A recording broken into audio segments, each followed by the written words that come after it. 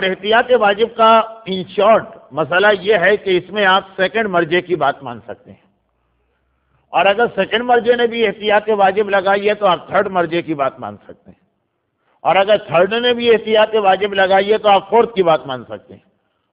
اس طرح سے 1 2 3 کا سیکوینس ذہن میں رکھ کر اپنے زمانے کے تمام مراجع کو آپ چیک کر سکتے ہیں۔ اگر وہ جو آپ سیکوینس سے چل رہے ہیں، سیکوینس مینس علم کے اعتبار سے، اس میں اگر بیچ میں کہیں پہ فتویٰ آ گیا تو آپ کو وہیں رک جانا ہے، اس کے آگے جانے کی پرمیشن نہیں۔ احتیاط واجب میں فائدہ کب ہوتا ہے؟ فائدہ اس وقت ہوتا ہے کہ آپ کا مرجع کہے کہ یہ کام نہ کرو، اور بعد والا کوئی مرجع کہہ دے کہ اچھا کر سکتے ہو۔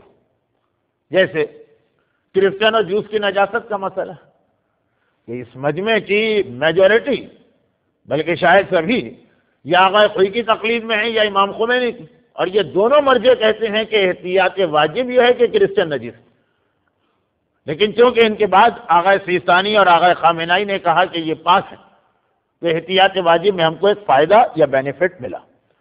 تو یہ فائدہ یا بینیفٹ کب ملتا ہے؟ کہ جب سیکنڈ مرجع اس چیز کی پرمیشن دے دے، لیکن اگر سیکنڈ اور تھرڈ اور فورتھ اور ففتھ سبھی نے اس کو منع کیا تو احتیاط واجب کا کوئی فائدہ نہیں ہوتا۔